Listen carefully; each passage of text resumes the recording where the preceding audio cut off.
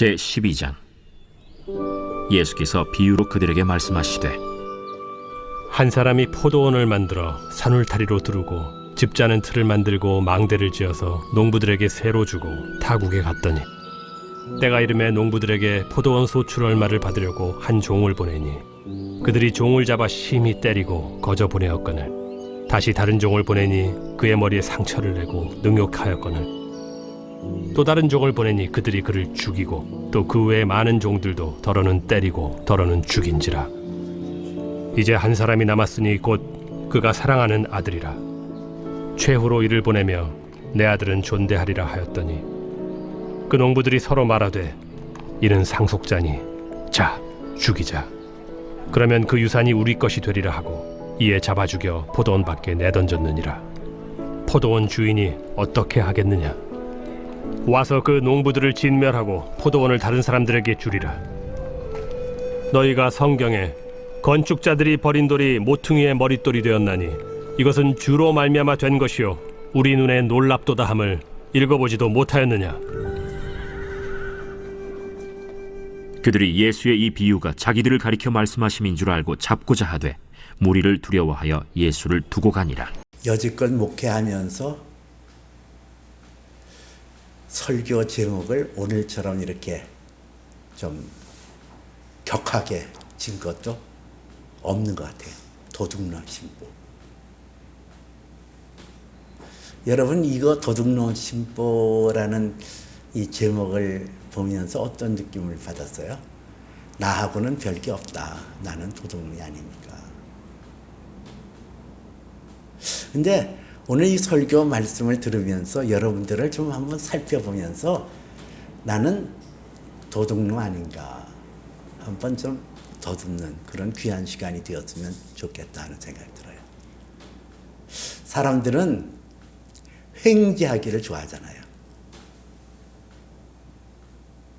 로또 사서 복권 당첨돼서 일확천금 받고, 그리고 또 누가 어떤 큰 행운을 잡으면은 나도 그런 행운 잡고 싶다 이런 생각들을 갖잖아요. 그건 아마 동서고금을 막론하고 다 그런 것 같아요.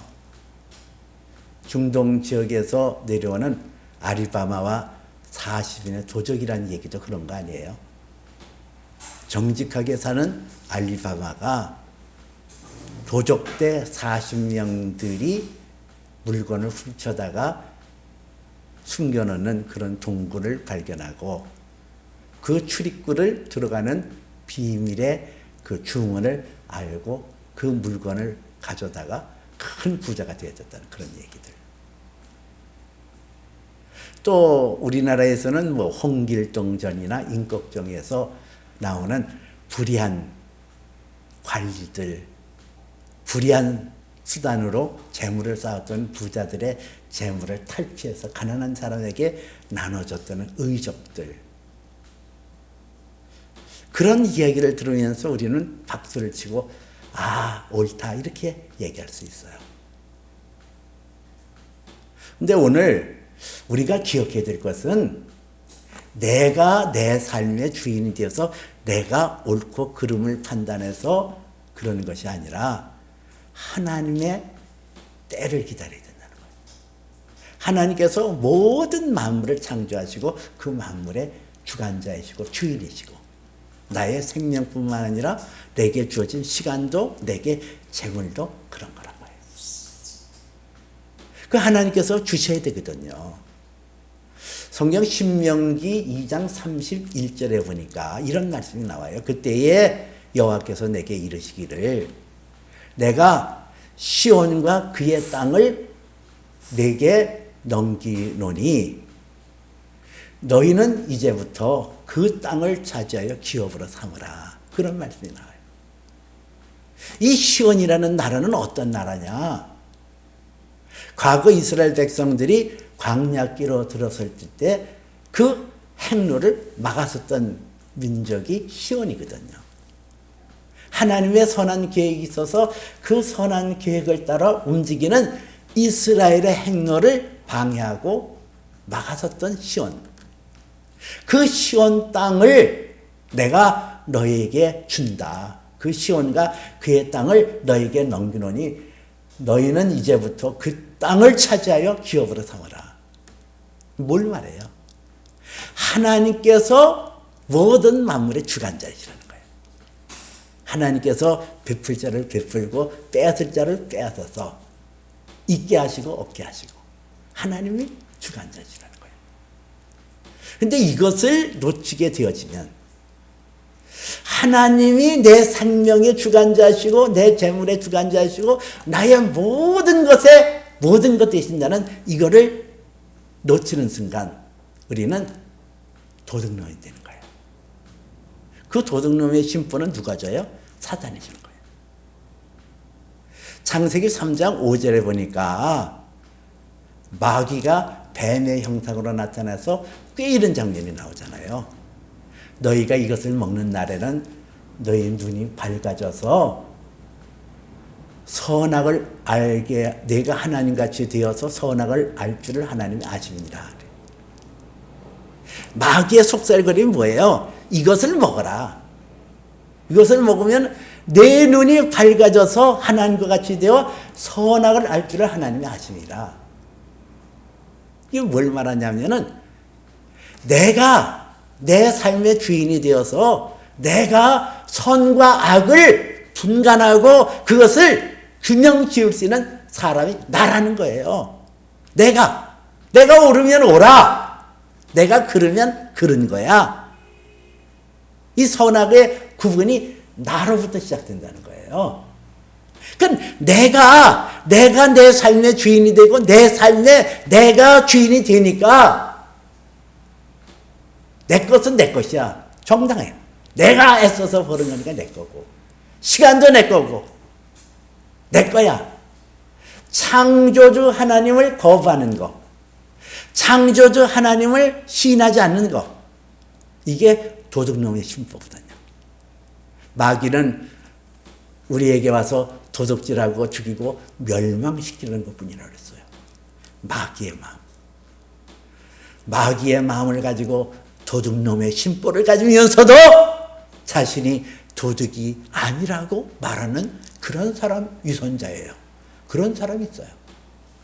오늘 성경에서 바로 예수님의 비유가 그것을 말씀하고 있거든요. 예수께서 비유로 말씀하여 이르시되 한 사람이 포도원을 만들고 산 울타리를 두르며 즉 짜는 틀을 만들고 망대를 세우며 농부들에게 세를 주고 타국으로 갔더니 이렇게 오늘 12장 1절에서 얘기하고 있어요. 한 부자가 한 사람이 포도즙 틀을 가질 수 있는 포도원을 잘 만들어 놨다는 거예요. 아주 완전하게 만들어 놨다는 거예요. 산울타리를 두르고 즙을 짜는 틀을 만들고 망대를 세우고 무엇 하나 부족함이 없도록 다 만들어주고 세를 받는 것을 조건을 해서 농부들에게 그것을 임대하고 타국을 갖고 그리고 2절에 보니까 때가 이름에 농부들에게 포도원의 솥을 얼마를 받으려고 한 종을 보냈더니 이렇게 나오거든요. 때가 되었어요. 포도원의 소출을 얼마를 받으려고 그 얼마라는 단어가 성경에 오니까 영어로는 some of the fruit 이렇게 단어가 나오더라고요. 보통 팔레스타인의 관례에 따르면은 소출의 50대 50이에요.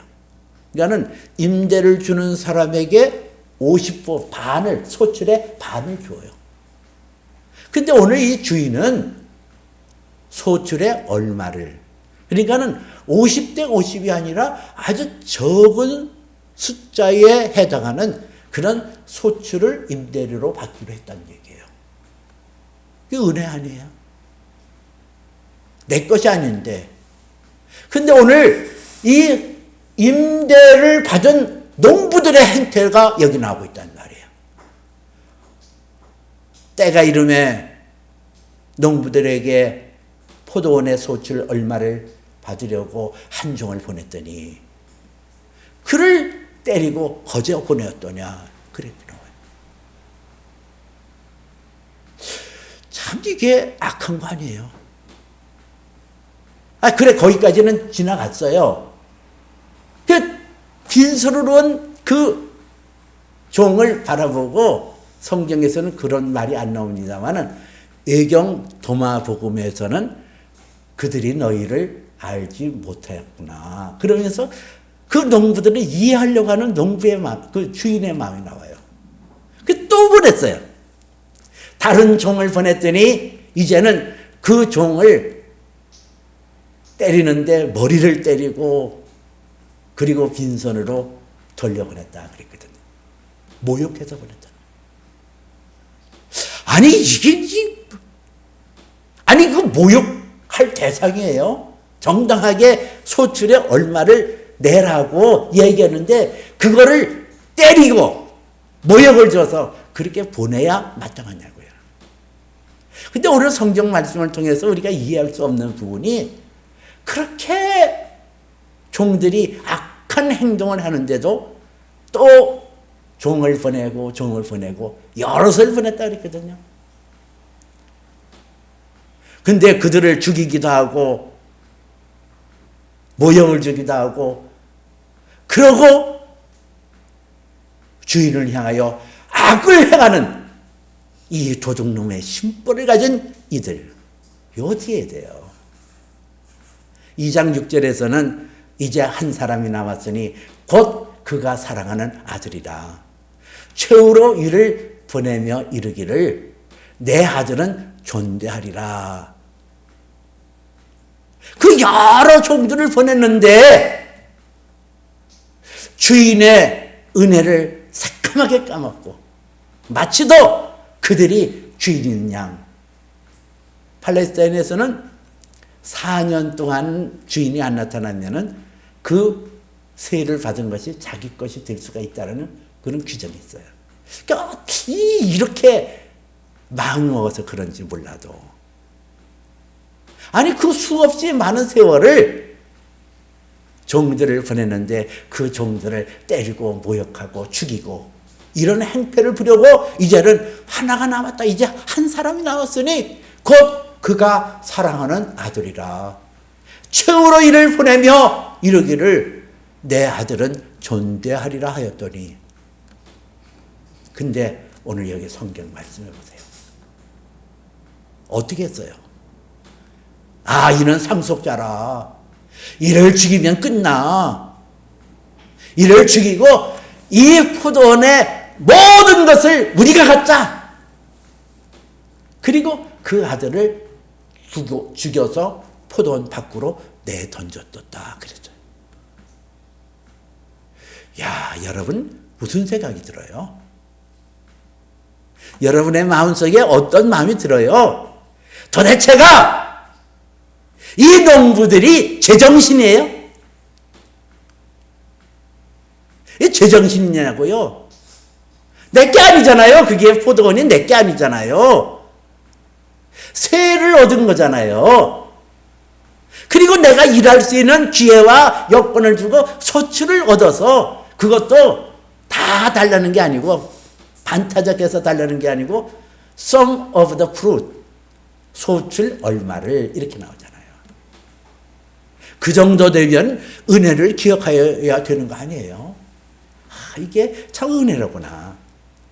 우리를 사랑하고 우리를 아껴서 이 포도원을 우리에게 세를 줬으니 우리가 열심히 노력해서 주인의 은혜에 보답해야지. 이게 정상적인 사람의 태도 아니냐는 얘기예요.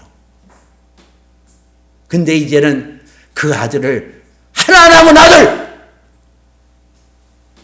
그 주인이 사랑하는 아들, 하나밖에 없는 only son, 하나밖에 없는 그 아들을 죽여. 그리고 그 시체를 포도원 밖으로 내던지는 악한 저들의 모습이 얼마나 살벌하고 얼마나 악하냐고요. 그들의 마음이 정상적인 사람이라면 그렇게 됐어요. 될 수 있어요? 아니잖아요. 마귀가 가져서는 죽이고 멸망시키려는 악한 마귀가 저들의 영혼을 틈타고 저들의 삶을 지배하니까 그렇게 하는 거 아니에요. 그들을 하나님께서 뭐라고 얘기해요? 그들을 진멸하고 다른 사람에게 주리라 그러잖아요. 악을 향하는 도둑놈의 심보. 악을 행하는 악한 자들을 진멸하리라, 심판하리라, 멸절시키리라. 성경은 그렇게 말씀해요. 여러분, 내가 하나님의 창조주가 되심을 내가 인정하지 않고 하나님의 소유가 되어진 것을 내가 인정치 않고 하나님께서 도둑질하는 것, 하나님께서 빼앗는 것, 이게 도둑놈의 심보예요. 도둑놈의 심보, 하나님의 것을 하나님의 것으로 인정하지 아니하고 하나님께서 도둑질하고 그리고서 양심의 가책도 받지 못하는 이 악한 품성을 갖는 사람들은 이 땅 위에 살 때에서 곤고에서 벗어날 수 없어요. 행복할 수 없어요. 그러므로 오늘 이 성경 말씀을 통하여 우리가 세 가지를 기억해야 돼요. 첫째는 회개하라는 거예요. 두 번째는 나에게 하나님 앞에 나가는 시간과 생명의 주인이신 하나님 앞에 예배를 회복하자는 거예요. 세 번째는 하나님의 것인 재물도 하나님 앞에 온전히 돌리자는 거예요. 여러분들이 도둑놈의 심보에서 회개해야 돼요. 뭐를 회개해? 내가 하나님의 것을 훔치지는 않는지, 하나님의 시간과 하나님의 재물을 내 것이라고 받아들이고 그렇게 행보하지 않은지 회개하라는 거예요. 성경 마태복음 3장에서는 세례요한이 회개하라 천국이 가까우니라 그랬거든요. 근데 마태복음 4장 17절에서는 그때의 예수께서 비로소 외쳐 이르시되 회개하라 천국이 가까웠느니라 그렇게 얘기를 해요.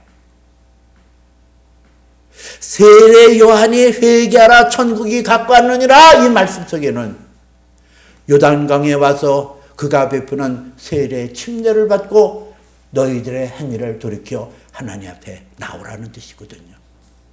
근데 마태복음 4장 17절에서 그때에 예수께서 비로소 전파하여 이르시기를 회개하라 천국이 가까웠느니라 이 말씀 속에는 예수님께서 광야 40일 동안 밤낮으로 지르시면서 악한 마귀의 시험을 이기시잖아요. 이긴 자의 선포예요. 내가 이겼어. 내가 마귀의 권세를 이겼어. 그러니 너희는 회개하라 천국이 가까웠느니라 이 말씀 속에서는 예수님의 이김이 나의 이김이 될 수 있다는 거예요. 요한일서에서도 그런 말씀이 나오잖아요. 하나님께로부터 난 자마다 세상을 이기느니라. 세상을 이기는 승리는 이것이니 우리의 믿음이니라. 이 믿음이라는 것은 예수님께서 성취하는 것, 테텔라스타이, 내가 다 이겼다. 내가 마귀의 권세를 이겼다. 마귀의 권세를 해서 너희를 자유케 하는 능력을 내가 얻었다. 이게 믿음. 이 믿음을 통해서 우리는 세상을 이길 수 있어요. 내가 하나님 앞에 회개해야 될 건 뭐예요? 뭐를 회개해요? 하나님, 내가 하나님의 창조주 되심을 내가 잊고 살았어요. 내 마음에 내가 주인이 되어서 내가 선하게 옳고 내가 선한 것을 옳다라고 인정하는 사람의 소견에 옳은 대로 행했던 악한 자가 나입니다. 이걸 회개해야 된다는 거예요. 내게 주어진 시간이 내 것이라고 해서 내 마음대로 내 시간을 쓰고 행했던 것, 세월을 아끼라 이 세대가 악하느니라 그랬어요. 오직 성령의 충만을 받으라. 내게 주어지는 시간 내게 아니에요. 하나님께서 허락한 시간이에요. 하나님께서 주신 시간이에요. 그러므로 내게 주어진 시간도 내게 아니고 내 몸도 내게 아니고 이걸 회개하라는 거예요. 이거를 하나님 내 마음대로 살려는 악한 죄를 용서해 주세요.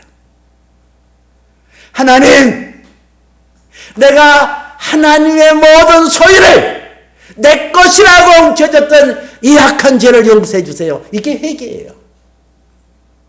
이렇게 회개를 해야 악한 자가 많지도 못하고 우리가 승리하는 믿음을 간직할 수 있어요. 두 번째는 우리가 도둑놈의 쉼바에서 돌이켜 예배가 회복돼야 돼요. 이 예배라는 것은 하나님이 나의 창조주시고 나는 피조물, 이거를 구분짓는 게 예배예요. 프로스키네요.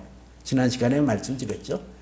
하나님 앞에 예배라는 것은 나를 낮춰서 철저하게 하나님이 나의 주인이 되신다는 것을 인정하고 그분 앞에 무릎 꿇고 복종하는 게 그게 예배거든요. 근데 도둑놈의 쉼법을 가지면은 내가 주인이에요. 내가 주인인데 무슨 하나님 앞에 예배를 드려.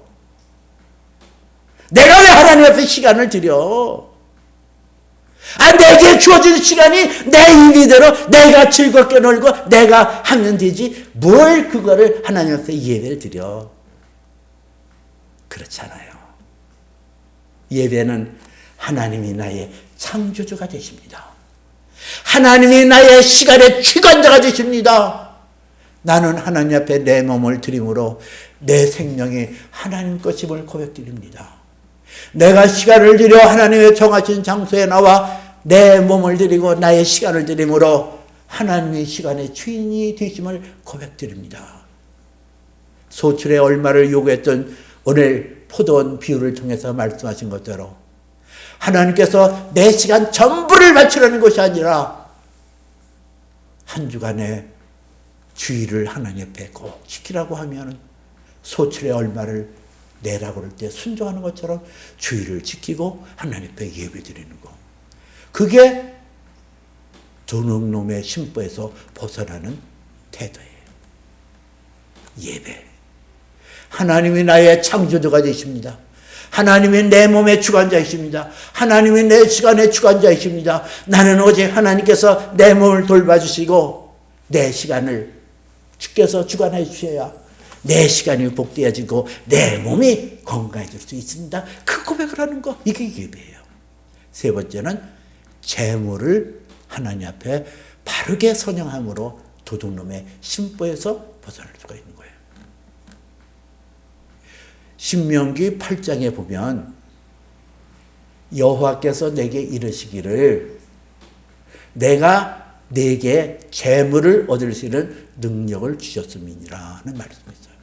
이 말씀은 모세를 통하여 하나님의 땅 가나안 땅에 들어갔을 때 하나님께서 그들 백성에게 재물을 얻을 수 있는 능력을 주시겠다는 거예요.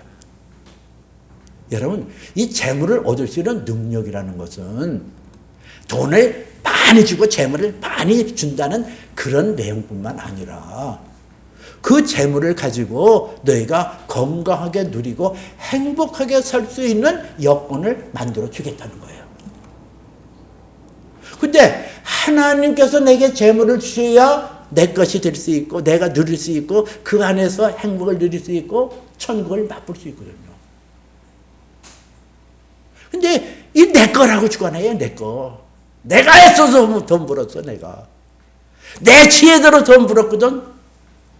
나의 노력 가지고 돈 번 거야. 그건 내 거야. 그런 사람에 대해서 성경은 어리석은 자라고 얘기했잖아요.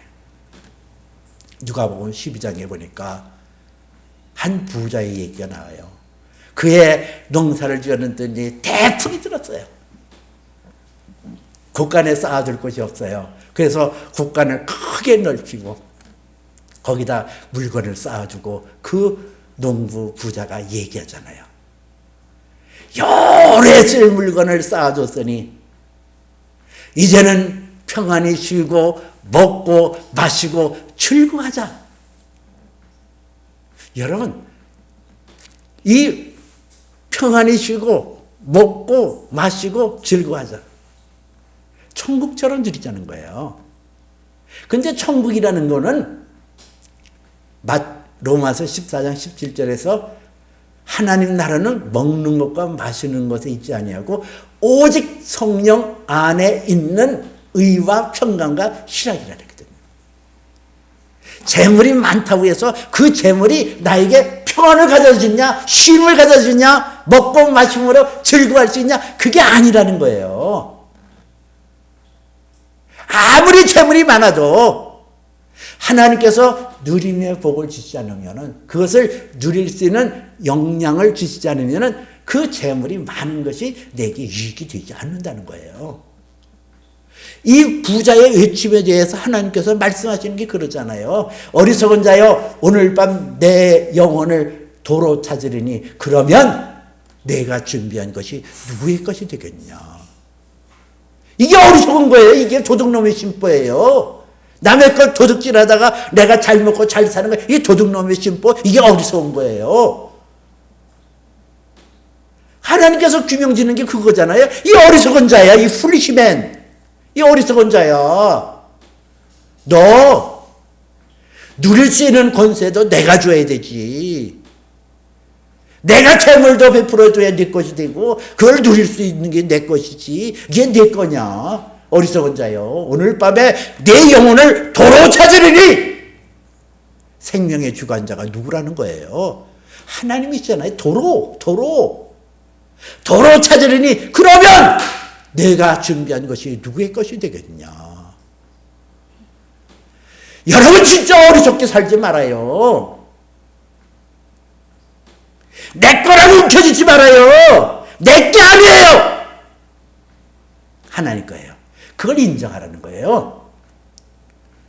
그 인정하라는 게 성경은 뭐라고 얘기했어요? Sum of fruit, 소출의 얼마, 그게 11조짜리예요.